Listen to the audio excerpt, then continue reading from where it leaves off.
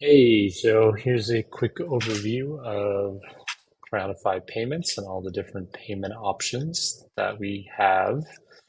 So the by default, um, allow automatic payments will be on. And what this does is it automatically charges the card at the end of the trial.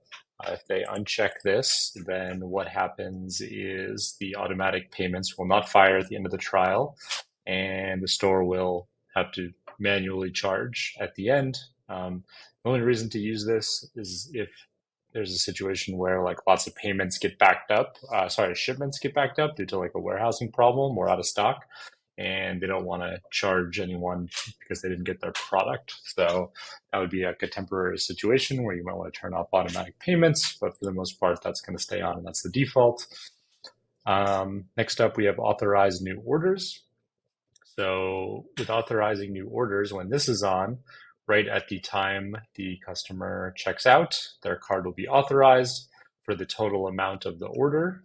If the card successfully authorizes and it has enough balance, then the order will proceed like normal and the authorization will go on. If the authorization fails, the order will be automatically canceled and the customer will get an order cancellation email. The authorization will last between 7 and 30 days, depending on the customer's credit card and the Shopify level of the store. Shopify Plus gets up to 30 days in authorizations, not guaranteed to be 30 days. That will still depend on the card, but the maximum it might get is 30 days. Whereas if it's not Shopify Plus, it usually is between 7 and 14 days. And again, depending on the card.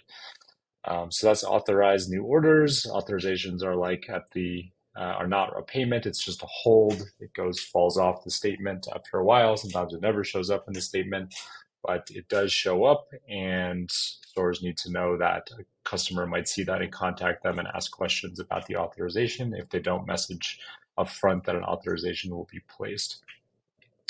But when the authorization fades, then you have a situation where there is a period where the card is unprotected for some time. So, for example, it's authorized for 14 days, 21-day free trial, and it fails to charge at the end. It could be because somebody maxed out their card in that short 7-day window when it wasn't authorized.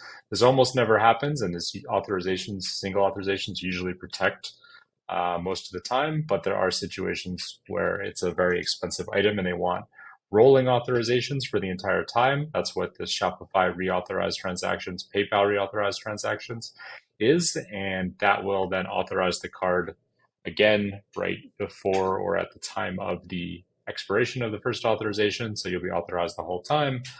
The customer then will see that authorization pop back up and again may be confused and may contact the company, and ask questions about that. But that's what reauthorization is.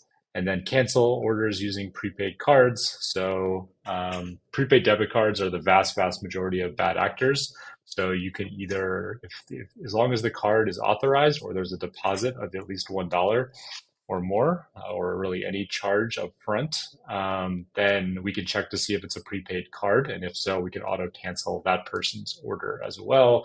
That's what this is. If there is no charge up front, like a deposit or something or authorization, then this doesn't work. So that's why it says requires a checkout charge or payment authorization. So that's the majority of the payment options. The last payment option is on the trial plan itself. In the trial plan, you will see deposits. So that's what this is, prepaid amount. So this is a deposit that would go, for this is set at 1 cent. So it would be 1 cent per product, per free trial product. So if you have 3 free trial products, it would be 1 cent would be charged up front per free trial product. And then the difference in the amount owed would be paid at the end of the trial.